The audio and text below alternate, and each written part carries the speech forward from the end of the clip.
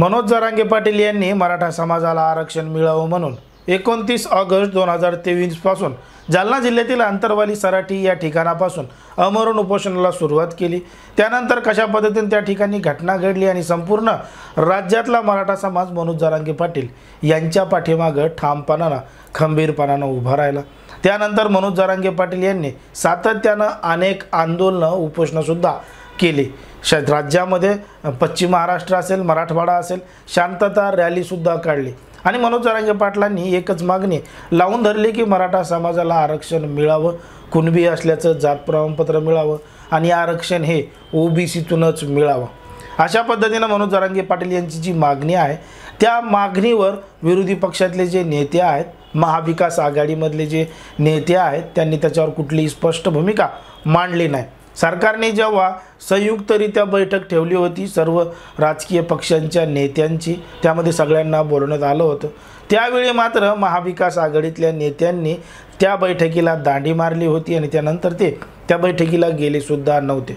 मग महाविकास आघाडीतल्या नेत्यांची नेमकी भूमिका काय आहे? खरंच मराठा समाजाला ओबीसीतून आरक्षण दिलं पाहिजे का नाही दिलं पाहिजे याच्यावरती सविस्तर बोलतही नाहीत आणि सांगतही नाहीत। जर आपण पाहिलं तर महाविकास आघाडीमधले असणारे जे विरोधी पक्षातले नेते आहेत ते म्हणजे नाना पटोले यांनी मराठा समाजाला आरक्षण ओबीसीतूनच मिळावं या गोष्टीला विरोध दर्शवलेला आहे आणि त्या संबंधित त्यांनी वक्तव्य सुद्धा केलेले आहेत। मग मनोज जरांगे पाटील यांच्या आंदोलनामुळे महाविकास आघाडीला एकीकडे फायदा होताना दिसतोय।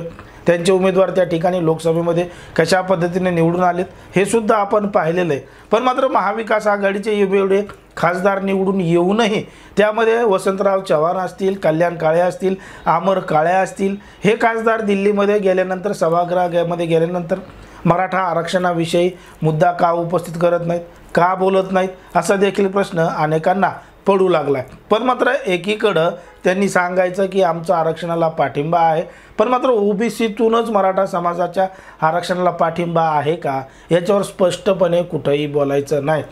म्हणून कुठंतरी वाटतं की महाविकास आघाडी दुटप्पीपणाचा भूमिका घेते का? कारण की लोकसभेला महाविकास आघाडीचा फायदा झाला मराठा आरक्षणामुळं, मनोज जरांगे पाटील यांच्या आंदोलनामुळं। मग पुन्हा एकदा त्याच पद्धतीनं विधानसभेला सुद्धा मराठा आरक्षणाच्या मुद्द्यावर न बोलता फक्त आपण आतमधून समोरासमोर तुमच्या सोबत आहोत असं दाखवायचं, पण मात्र पाठीमागून विरोध करायचा अशी भूमिका तर महाविकास आघाडीतल्या नेत्यांची नाही आहे ना, असं देखील आपल्या या ठिकाणी वाटू लागतं। कारण की सरळ गणित आहे।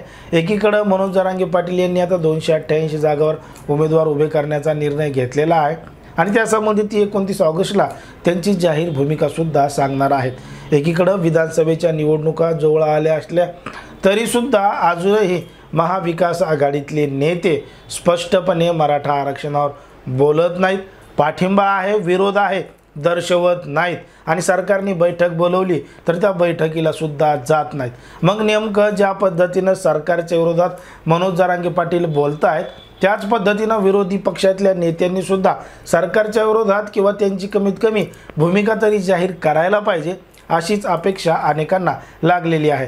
पण मात्र त्या पद्धतीचं त्यांनी अजूनही कुठलं मत व्यक्त न केल्यामुळं महाविकास आघाडीतल्या नेत्यांबद्दल, त्यामध्ये असणाऱ्या पक्षांबद्दल आणि सरकारबद्दल तुम्हाला काय वाटतं हे अगदी स्पष्टपणे कमेंटमध्ये सांगा आणि अशाच पद्धतीचे नवनवीन व्हिडिओ पाहण्यासाठी आपल्या चॅनलला लगेच सबस्क्राईब करून घ्या।